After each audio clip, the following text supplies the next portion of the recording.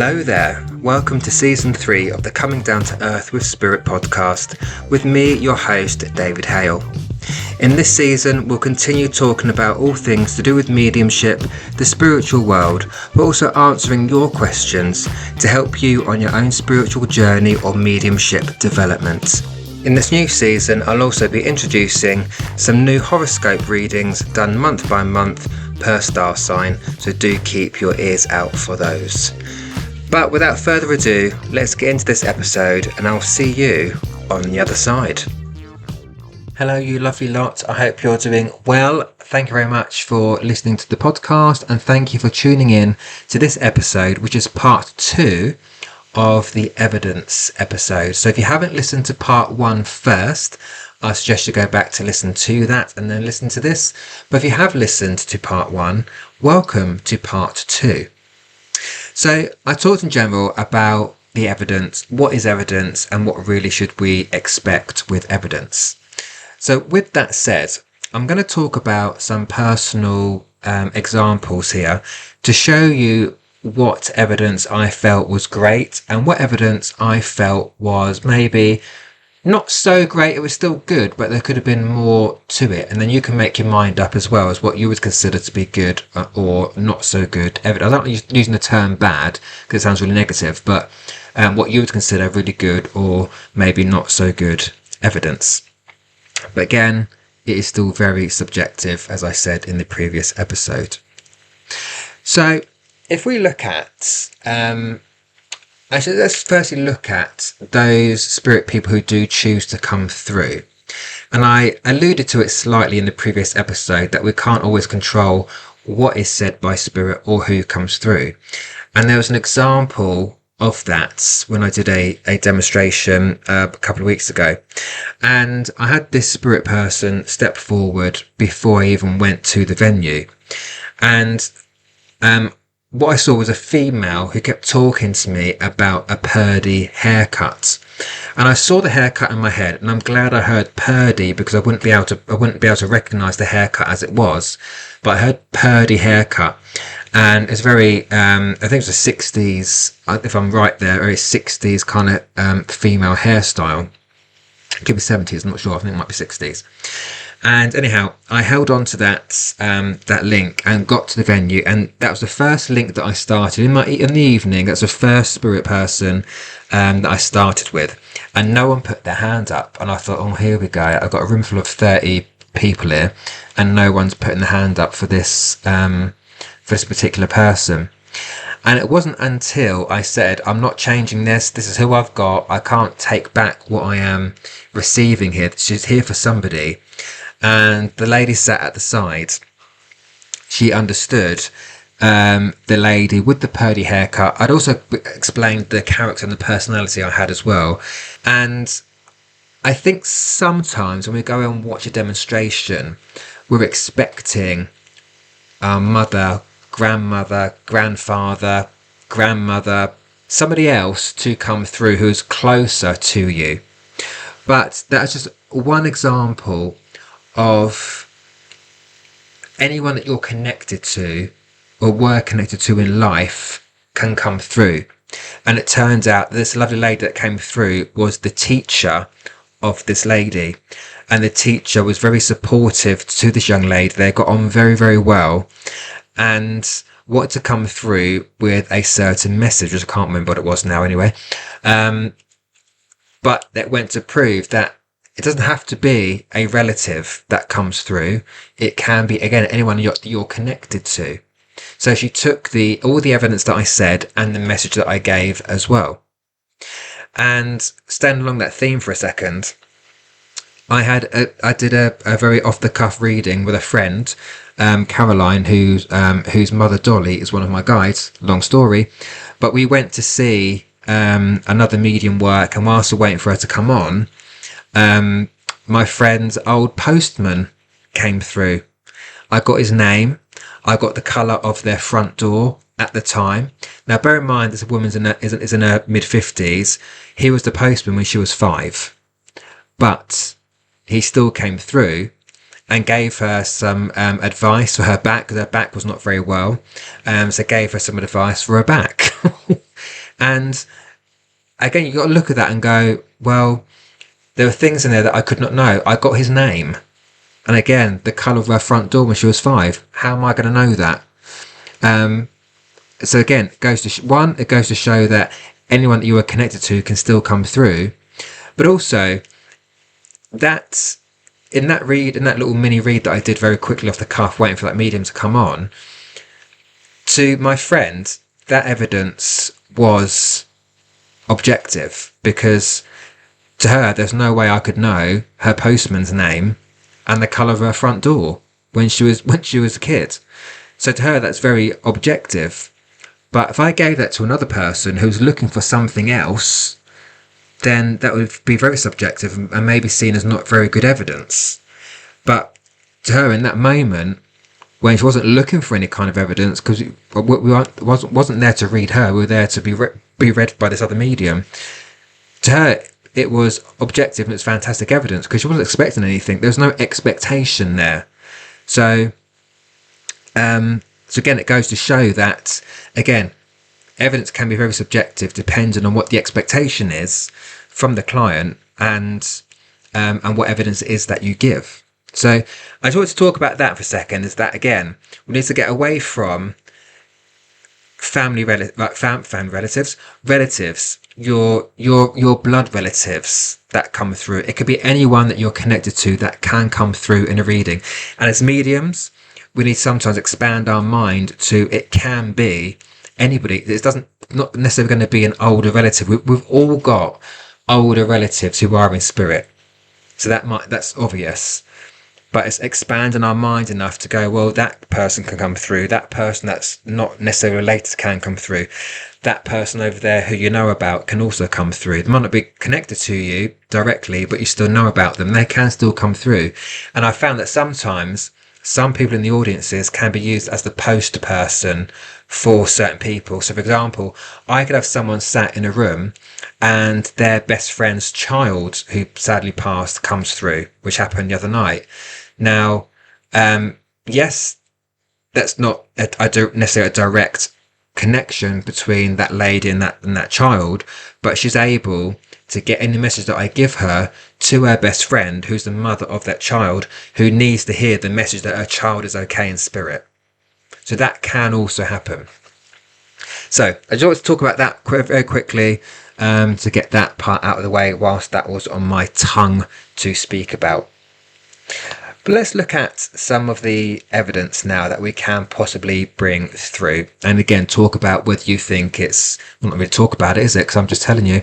And just discuss and maybe get you to think about whether you think it is subjective or objective.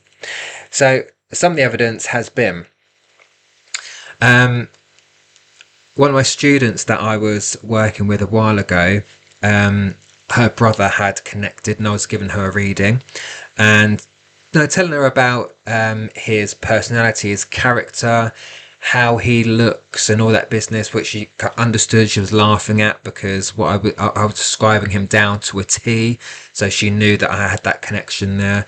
And then I remember bringing up something about he's got really smelly feet and quite large feet, and she laughed at that because she does remember him having really smelly feet. And out of nowhere I heard 13 in my head. Now I didn't know what 13 was reverting to, or was referring to, I should say. And I said to her, I got 13 in my mind. She went, yeah, that's a shoe size. He was shoe size 13.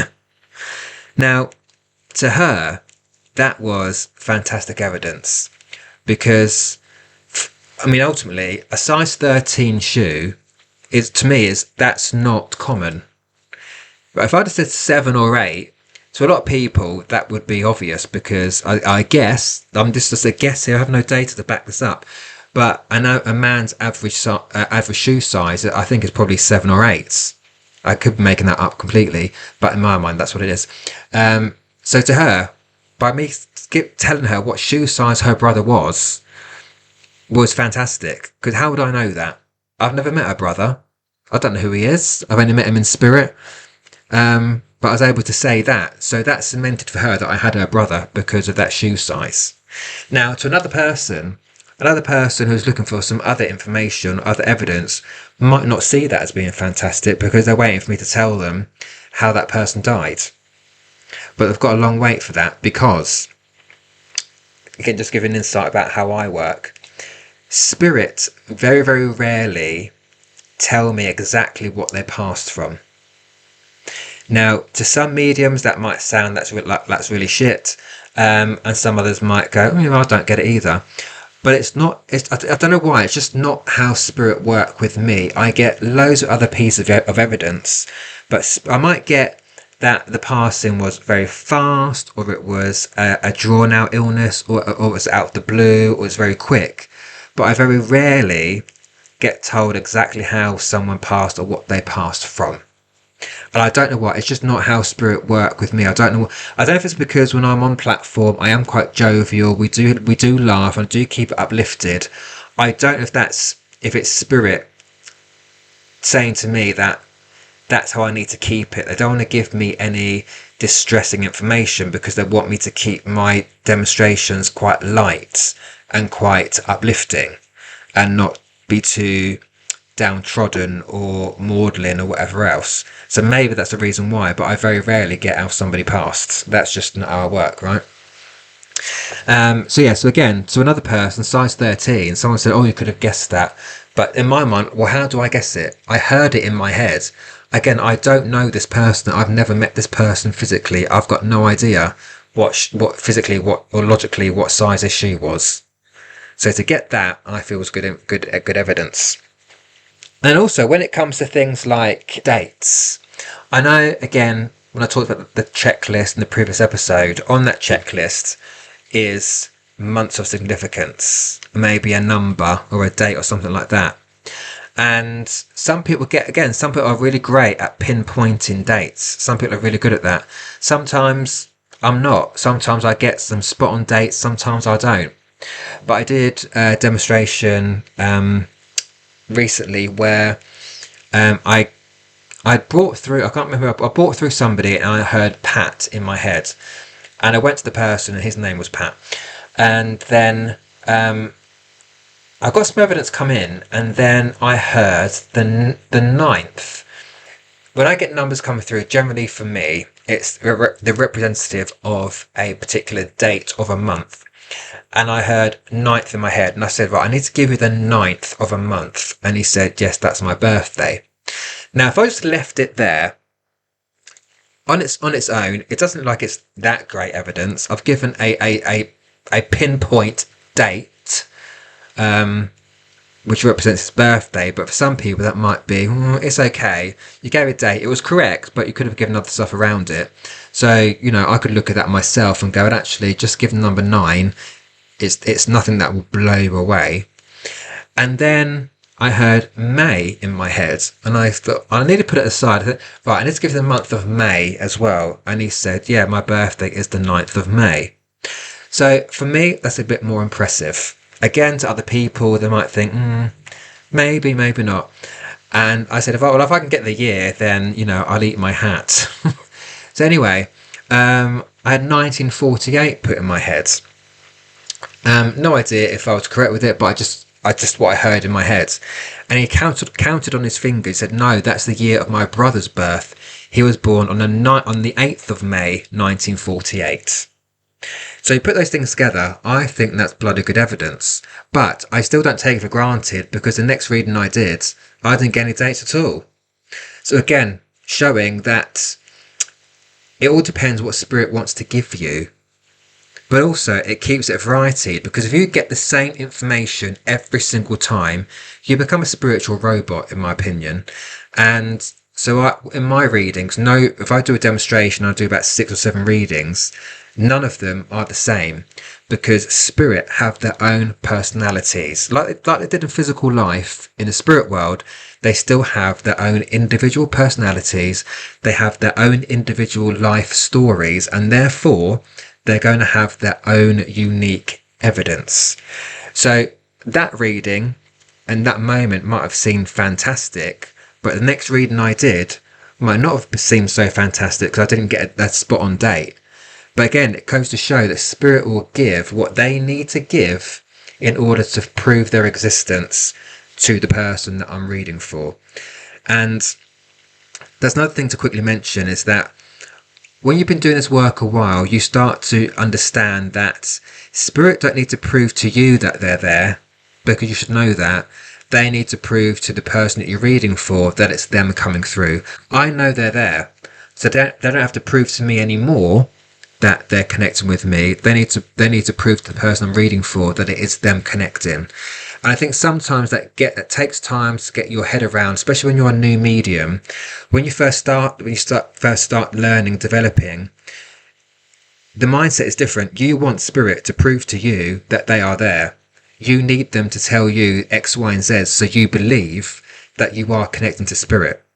But once you let go of that and you understand they actually are there, and just let go and just listen to the evidence, then you'll find that your evidence starts to get, or your connection starts to get amplified a little bit, and it starts to get more specific, or it becomes clearer, at least to you. So that's another little piece of advice there. So yes, that was that reading there, that little bit of evidence there. One thing that actually I'm not impressed myself with, but actually rather I shocked myself with, was in my second year of development. So this is going back quite a while, and it's when I was still working full time for a company called Booking.com, and I had been given permission by a young lady to practice on her, because I was in a development circle, but I still wanted to practice on people that were outside of the circle, people that I was not reading for week in, week out. But I wanted to be a bit brave and just practice on people that were not part of the church. And so this young lady, who was Italian, who was in my team at work, allowed me to practice on her. Now, I will also say that I knew nothing about her family. I knew she was Italian, but we were colleagues, right? We weren't like best buddies going out for drinks and talking about each other's life stories or anything like that. So I knew she was okay to practice on because I knew nothing about her background. And that's the point you're developing, right? You don't want to know anything about someone's background because you want to understand that what you're bringing through is purely from spirit and not from what you know or what you remember. And it was morning time, and she was sat at her desk behind me, so we had our backs to each other, and we were planning to do a practice reading later on that afternoon. But as I sat there at my computer trying to do some work, I had a lady step forward in my head, and I knew for whatever reason that she was for the young lady that I was reading for, and I tried to keep pushing her away because I thought, no, I'm at work. I'm not prepared at this particular moment. The appointment is for later. But anyhow, now I've got to say also that I don't understand. I don't speak a word of Italian. I've never been to Italy ever on holiday. It's one place I maybe would like to go, but I've never ever been to Italy. So I know nothing about Italian. And anyway, I sat there and I heard in my head formo giotto, and I thought, what is this in my head? What is going on here? And I tried to push it aside, but it kept coming in. I kept hearing over and over in my head. So I sat there, I had to Google it. I thought, this is getting on my nerves here. It's driving me to distraction. So I Googled formo giotto, and in my head I'd spelt it slightly incorrectly, but it was enough to be able to search the name on Google. And it turned out that Forno Giotto was the name of a brasserie in a certain place in Italy. But I kept seeing this lady in my head, and I thought, I think this is her mum I've got coming in. So I gave in. I turned around to her and I said to her, can I ask you a question? I know we've got our readings later on, but can I ask you something? She went, yeah, sure. I said, I've got a lady here, I think it's your mum, but she keeps saying to me, formo giotto. Do you understand why she's saying that to me? And she gasped, and she was wearing a scarf that day, and she put a scarf up to her mouth. And she said to me, that was the name of the brasserie that she used to go to every morning on her way to work. And I think I sat there open-mouthed for about 5 minutes because I thought, how on earth did I get that? I don't speak Italian, never been to Italy, as I've said, but her mother gave me that bit of evidence. So to her, that evidence was fantastic, because that really cemented that was her mum that I had. And anyway, moving forward, we did the reading and everything else was fabulous. Now, to her, that evidence was amazing, because there's no way on earth I'd know that. But again, to another person who has an expectation of receiving a name, or the way someone died, or where they lived, that might not be so spectacular. And if I had been to Italy and read for her, then the evidence might not have been so great, because it could have been a place that I saw in Italy. Does that make sense what I'm trying to say? So we just have to, as mediums, trust what we're getting from spirit, and trust that we know it is going to be evidential enough for that person to receive, and not allow a sitter's expectation to override our link to spirits. Because again, when we do pay too much attention to the expectation, our logical mind gets in the way, and it fluffs up the reading, or fluffs up our connection, basically. Now, I just said there a minute ago, some people are looking for an address, or where someone lived. Some people are really great at getting addresses. Again, if someone in life is very good at geography and directions, and they're going to get addresses. If you look at Albert Best, who's a medium of the past, I believe he was a postman in his life as well. So when he did demonstrations of mediumship, he would get spot on addresses. But that's because as a postman, you would know certain addresses, road names, landmarks, monuments, whatever. So that's already in his frame of reference. That's already part of his life experience. Like if you were a taxi driver and you're a medium who's a taxi driver, as a taxi driver, you would know the roads. You would know where that place is, where that address is. So if you were a medium doing that, you would get spot on addresses. I don't, because my geography is shit, as I've already explained in the previous episode. There have been times where I've got a house number and a road name, and I've impressed myself. But again, to other people looking at that, they might think, "Oh, it's just guessed that road." No, get skeptics say, "You've guessed this, you've guessed that." I'm like, "Yeah, I've guessed a house number. Out of all the house numbers at the right, I've guessed it. Yeah, of course I have." But yeah, again, some people are great at getting certain pieces of information, and some people are not. So it's again keeping that in mind. And actually, this might sound really random, what I'm going to mention here, but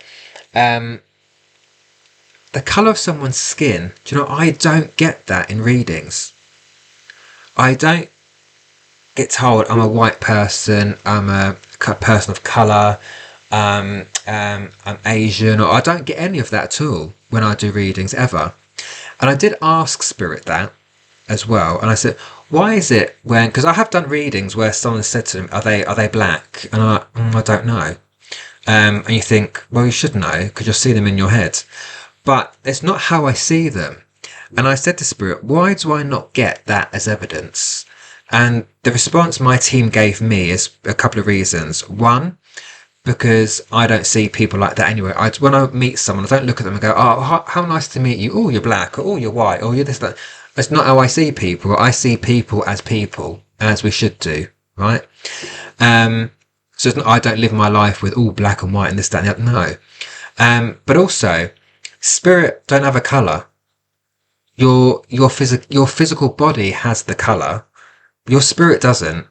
You know, your spirit is not black, white, again, Indian, Asian, whatever. That's not what it is. So that's why I don't see people like that. So when I bring spirit through, I just bring a person through. Male, female, adult, child, adolescent, teenager, whatever it is. For me, colour doesn't come into it. But that's just me. That's just how I work, and I guess how I operate in life. So again, it gives you another idea of how sometimes we connect with spirit, how sometimes our life experience, our minds, our frame of reference can form a massive part of why we receive some piece of evidence and sometimes why we don't. I had never been good at getting breeds of dogs, for example. So dogs do come through in readings because they're still living creatures. They still have a spirit as far as I'm concerned.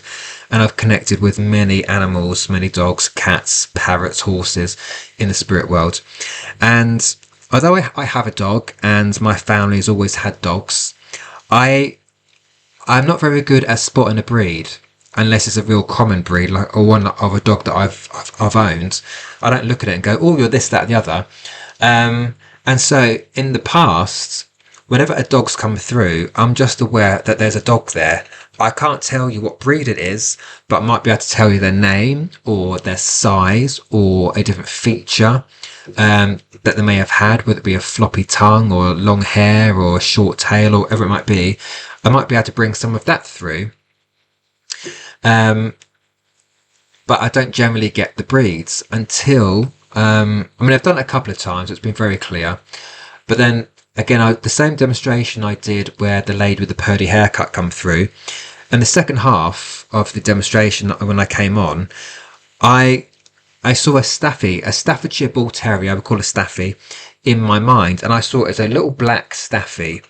And I thought, I can't just push it aside because it's here trying to connect with me, not talk to me, because that's a whole different story. I'm not Dr. Dolittle. But I couldn't get away from it. So I thought, I'm going to be honest here and say what I'm seeing. I said, right, can anyone understand? I've got a little black Staffy that I'm seeing in my head. I don't normally get breeds, but the fact I'm getting a breed must mean this Staffy wants to come and say something. Or just let you know that they're fine. I couldn't give a sex. I wasn't getting whether it's male or female, and I was not going to make it up. Now, that's one thing you shouldn't do with evidence, is make anything up. If you don't get it, you don't get it. It's just be honest with it. So I'm not getting whether it's boy or girl, but I know I've got a little black Staffy here, who I can't remember what else I said actually. And some woman put a hand up and said, we've got a black dog in spirit, but it's not a Staffy. Now, some mediums, and not bad mouthing people here, but some mediums will link onto that and go, oh, I must be wrong. It's a little black dog, yet it must belong to you, and make it fit. But I don't. If it don't fit, it don't fit, right? So I didn't let go of that. I said, no, I can't let go of the fact I've got a black Staffy. So I said, thank you for putting your hand up there. But I mean, if no one can take it, they can't take it. But I'm just giving you what I've got. And a lady, who was a bit hesitant, put her hand up and said, it's not my black Staffy, but it's my sister's black Staffy that passed not so long ago. And I said, and I'm confirming that and validating that it is definitely a black Staffy, right? A Staffordshire Bull Terrier. She said, yes. I thought, that's where I want to go then. And then as I said that, a man from Spirit stepped in and gave a message. So I knew that I was with that woman. So if I had want to make myself look really good, or maybe not so good, and said to the woman before, oh, sorry, I'm wrong, you're right, yes, it is, then that would have been really shit, because then that other woman would have had that link taken away from her.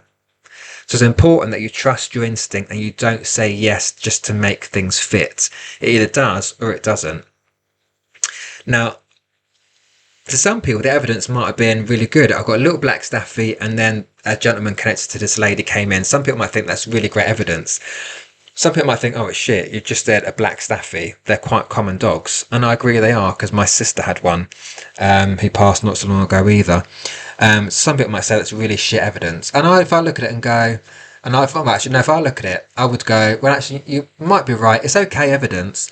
If I'd have got maybe a name of the Staffy or how that Staffy passed, that may have boosted the evidence and it would have been better and more specific. But I wasn't getting anything else. And I wasn't going to make it up. All I was getting was, there's a black Staffy in spirit, not passed a long ago. And that Staffy then brought in, again, that gentleman that linked with that lady.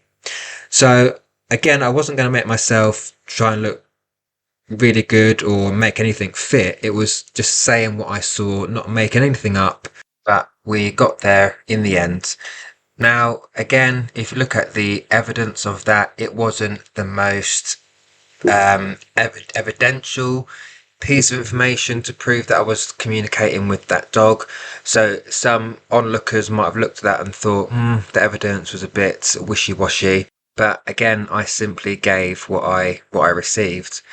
But whilst we're on the subject of animal communication and evidence, there's only so much you can get from an animal in spirit, right? Because my opinion is, because animals do not talk, they don't. You can communicate with them in life, in physical life, but they don't talk to you like humans would talk to each other. So therefore, they're not going to suddenly magically start talking in the spirit world.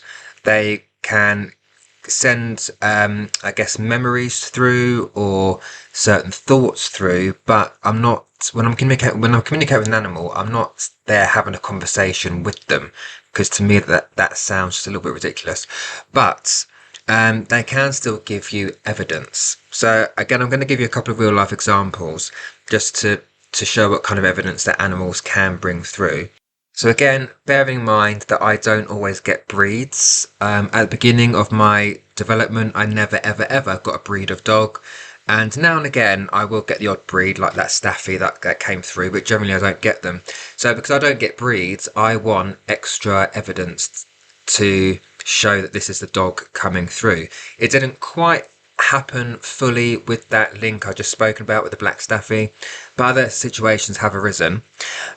So I remember doing a reading for a lady, I think it was, where her dog had come through. I could see her dog in my mind, and I could see it was like a tan colour, but I couldn't get the breed.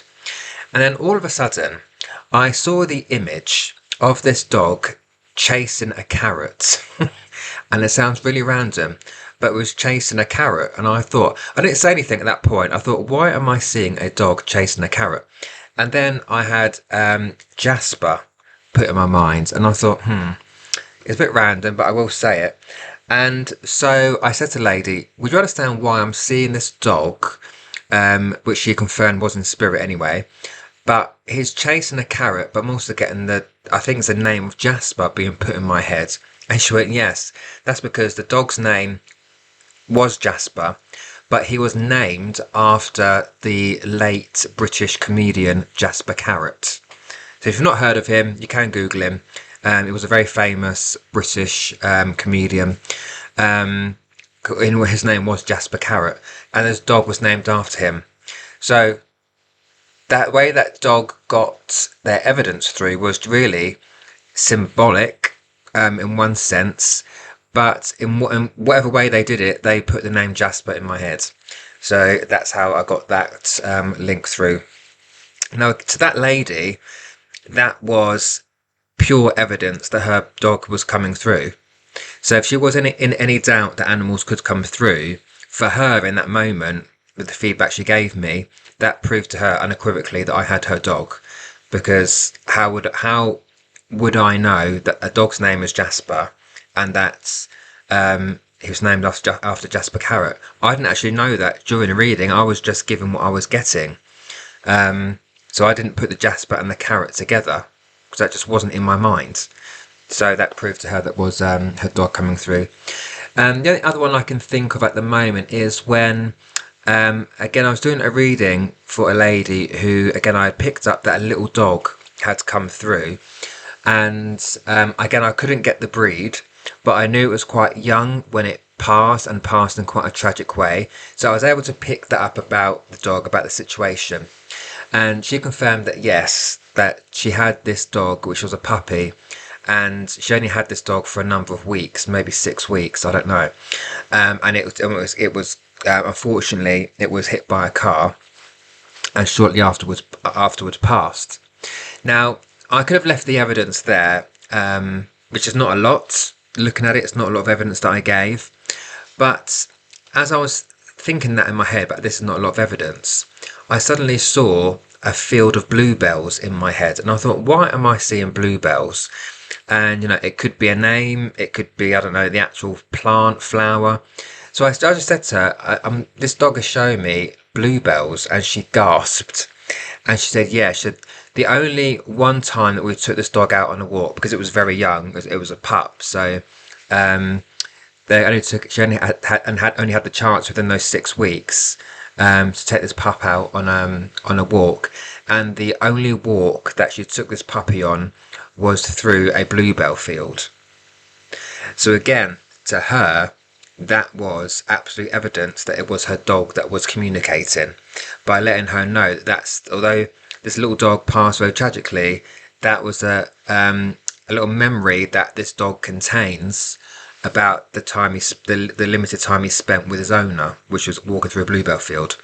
I mean, it would have been great if I could have said that's exactly what it is I'm seeing, or this is a name, or this, that, and the other.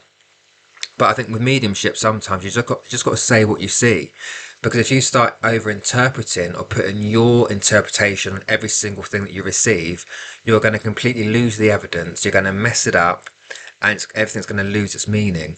So rather than me going, oh well, I think these bluebells mean you walk through a field, or bluebell might be the name, I'm just saying what I saw. I just saw bluebells. I don't know why I was seeing it, but she validated as to why. So again, to her, that was her evidence that her dog was coming through. So again, all mediums work differently. We all receive that information different ways. We all have different functionalities within our mediumship. Some mediums will be able to get spot on breeds of the dog. Some will get spot on names. I mean, I've picked up the name of Judy before, and I don't know many people who call their dog Judy, but this dog had come through. I heard the name Judy, and that was the dog's name.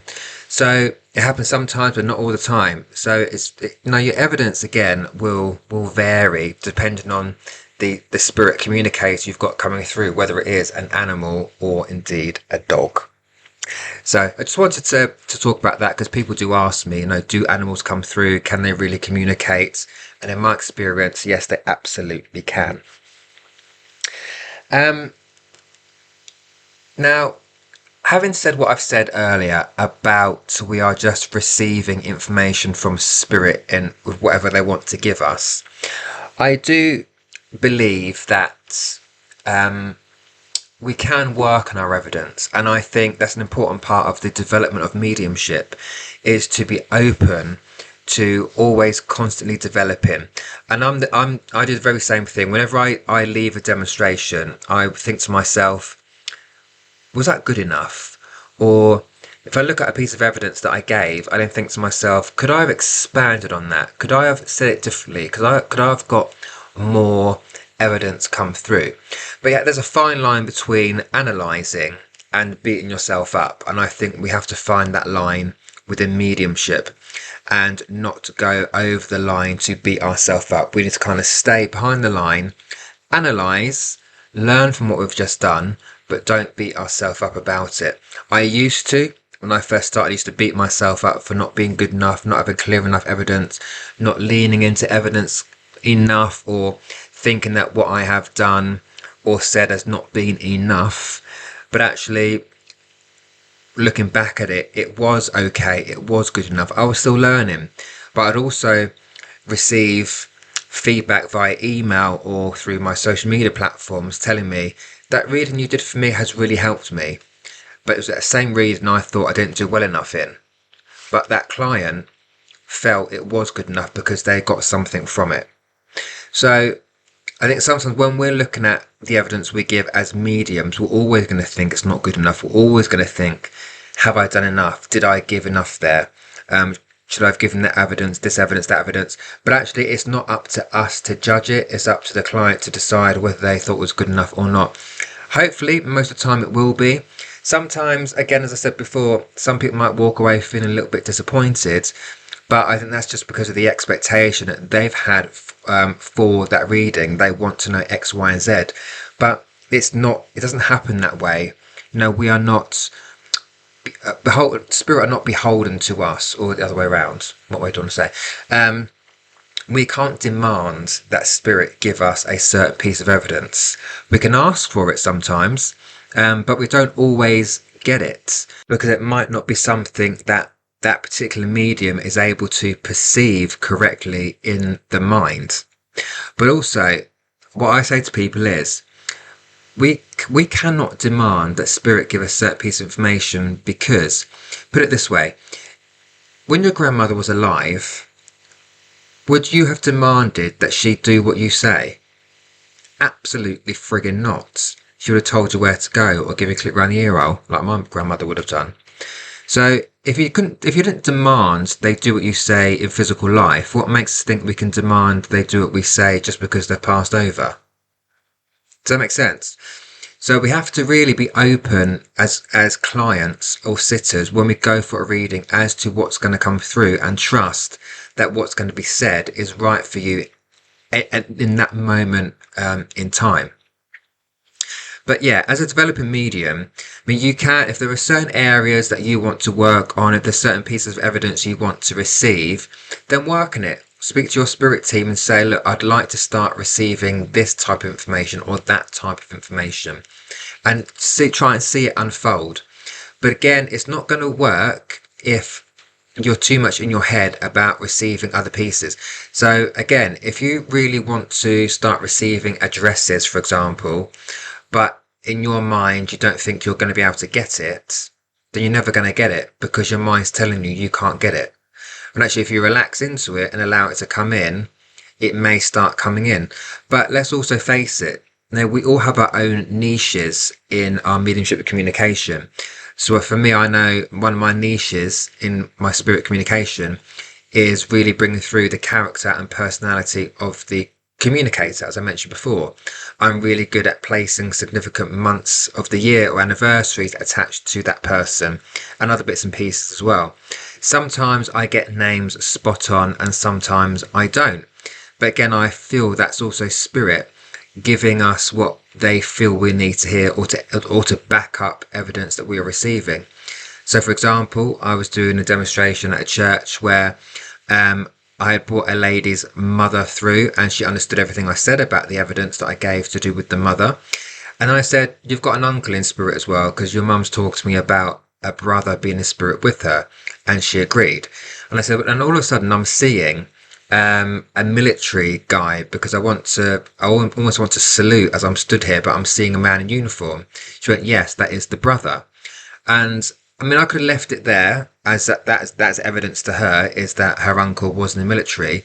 But as I was about to pull away from that piece of evidence, her mum in spirit dropped the name Frank into my head. So I didn't pass it off. I just said, right, and I'm hearing the name Frank. She went, yeah, that's the brother's name. So spirit are quite intelligent in the fact that if they feel that a piece of evidence needs to be backed up, they will give it to us.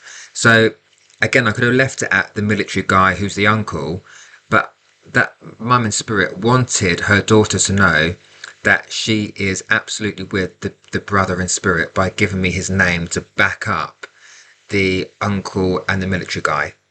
So all those three pieces of evidence together let that lady know that I had her mum and her uncle there as well. When it comes to things like addresses and things like that, that's one thing that I'd really like to work on, to really get lots of addresses and things like that. But I'm also aware, like I said before, geography is not my strong point. So my sense of direction is absolutely shocking. So, and I need the sat nav to get everywhere. So I don't really pay attention to street names or things like that. So because it's not in my frame of reference, I'm not going to be the best medium to give you addresses if that's what you're after. But again, like I said, we can ask spirit to work with us on certain pieces of information. And again, this happened to me. I was on the way to a demonstration and I said to spirit, right, I want to start working on addresses, please. And the answer came back was, well, we will, but you need to work on other things first. Maybe work on the relationship that you feel the spirit person has to the sitter. Because sometimes I could stand there and go, right, I've got granddad, I've got mum. And other times I don't have anything at all. I just have a lady or a man and their rough age. But in this case, I said to spirit, right, I just want at least one reading this evening at this demonstration, give me an address. And so I did a couple of links, didn't get any addresses at all. And I think it was the third link that I had where I came to a lady, brought through a man, which she understood everything about. And then I said, and I wasn't knowing at this point, I wasn't expecting an address, but I said, I feel like he's trying to take me somewhere, but it's given me a name, and I've got Georgia placed in my head. And the woman, she's scratching her head going, I don't know about that. So As I was about to move on, about 5 seconds later, she went, no, wait a second, he lived on Georgia Road. And so, again, to her, that was fabulous evidence, because how would I know that out of all the names of the roads and millions of names of roads in the UK, how would I know that was the name of the road that he lived on? So to her, that's fabulous information. To other people, they might have thought, he could have guessed. I mean, but how can I guess that? How can I guess the exact road name that this person lived on? So again, even though to a lot of people that sounds like amazing evidence, to others it can still be it's still quite subjective. Again, depending on who I'm going to. So again, it's just saying what you see and trusting that what you're bringing through is coming through for a reason.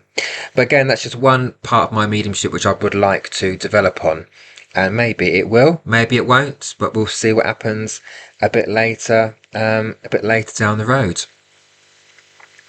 But I'm going to start wrapping up because I am going on a little bit. But just a few more things here when it comes to evidence. Let's talk about the common things in life, like names or the way people pass. Now, I think what we try to do as mediums, what I do anyway, is I try to avoid the generic information. And my spirit team know that I don't like generic pieces of information. But look, in some readings, things are going to seem generic, but whatever gets placed in my mind, I just say it whether it's generic or not, because spirit, obviously, they're saying it for a reason. So if we look at the way people pass, for example, I know that if someone, I said earlier on that I don't always get how someone passes, but I tend, when it comes to the heart conditions or dying of a heart attack, I tend to pick that up because in my family, in my genetics, my family has a large history of heart issues and people passing of heart-related conditions. So that's almost a thing that's in my frame of reference, that I'm familiar with that. And so when someone in spirit has passed of a heart attack, the way they give me the evidence is by placing a pain in my chest, like I'm having one. It's not as bad as a heart attack, obviously, but I do get a niggly feeling in my chest, and again, it's them letting me know I died of a heart attack. If you mention this, they'll know it's going to be me. All right. Now, to some people, that might seem quite generic or quite common because a lot of people pass of heart attacks, but that one piece of evidence could mean everything to a person that you're giving the message to, because for them, that could be their validation that is the person that you are communicating with. Never mind a name or an address. To someone, by saying to them, look, I feel he passed of a heart attack here, that could be the biggest piece of evidence for them. It might not be for other people, but that's why I always say, I will say what I see, hear and feel. I don't edit it. Whatever gets put in my head will come out of my mouth. And because I know that spirit are giving me that information for a reason. So it might seem common, it might seem generic, and it might seem easy for us mediums to try and pass it off, put that aside and not say it, because we don't want to be seen as being generic. But there's only certain ways that people can die, right? A lot of people these days do die of heart issues, lung issues, Alzheimer's, dementia, those kind of things. They are common, but that's how they died. So I'm not going to change it just to appease the skeptics. No, I'm going to say it because that's what spirit are giving me.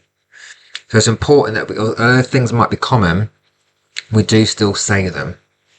It's a bit like names as well. Again, I said earlier on that not all mediums work with names.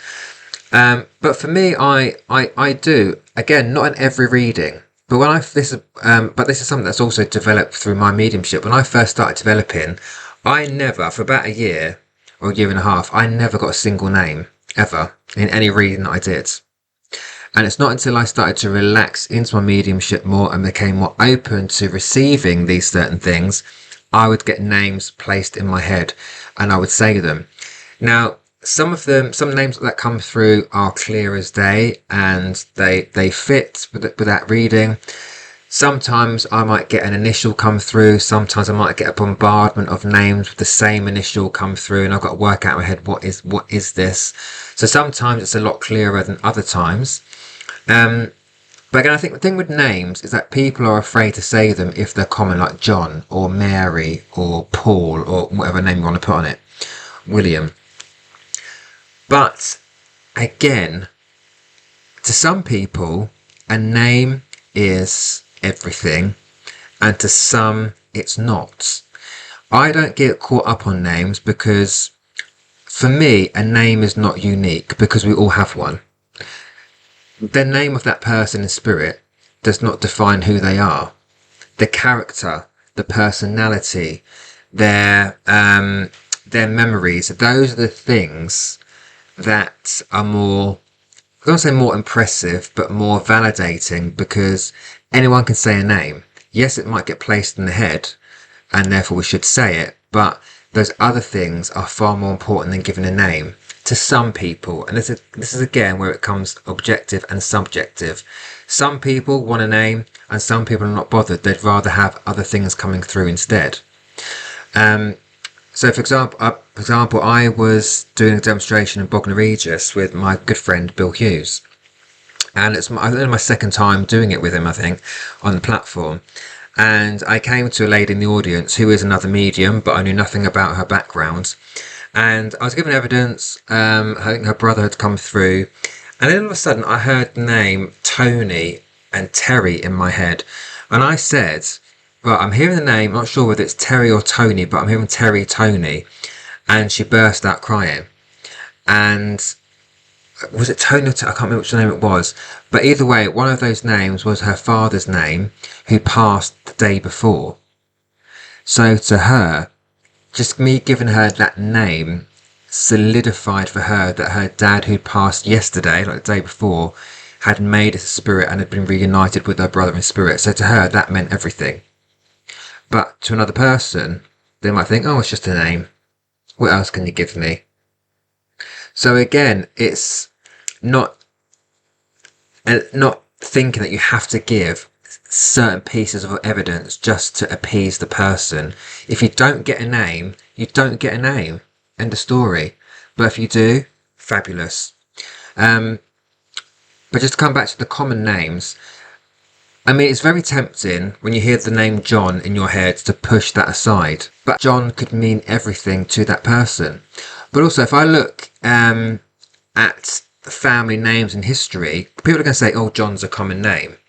Yes, but if I look back at my family, for example, if I look at my dad's side, names have been passed down for centuries. So although a name might be common, it's an important name within the family. So my granddad was Peter William. His dad was William Charles. His dad was William Charles. His dad before that was Charles. So those names are common. They are common, but they're important names within the family. So that's why I always say a name, whether it's Mary or John or whatever. I'm saying it because there must be an importance or significance to that name. As common as you might think it is, it's still important to say because it could mean everything to that person you're giving the message for. So that's what I would say. Is to not be put off by what you think is common. Again, it's trying to get away from the judgment that we put on ourselves as mediums and just saying what we are receiving. Obviously, to a point, we've got to remember our ethics and morals here as well within mediumship. But I hope you get the point and understand what I'm trying to say here. But I think I have talked enough about evidence. I think I've covered everything. Hopefully I have in both part 1 and part 2, which is the last part. But if anybody does want me to talk about other pieces of evidence or expand on any particular areas I've talked about, please do let me know and I shall do that for you. But apart from that, I hope you've enjoyed this episode and part 1 as well, and have an understanding of what evidence is, what's important, maybe what's not so important, but also remembering that we are just the middleman for spirit. We are just their voice. So we have to honour whoever comes through, whether you're expecting them or not, and honour what they want to say as well. So that's it. Thank you as always for listening and for sticking with the episode. I know this has been quite a long one, so thank you if you've got right to the end. Thank you very much. Appreciate it. But I'm going to love you and leave you Look after yourselves, and I'll see you in another episode. So that's it for this episode. What do you think? I hope you enjoyed it. And if you did, if you could leave me a review to tell me what you thought about it, it really does help me when it comes to creating new episodes. But also if you could share out the episodes, share out the podcast, that would really help me as well to reach more people. But if you do have a spiritual topic or a question you'd like me to talk about on another episode, please do feel free to either email me or to message me via my Facebook page, and I will take that topic and question into consideration and turn it into a podcast episode. But as always, thank you very much for listening, and I'll speak to you all soon.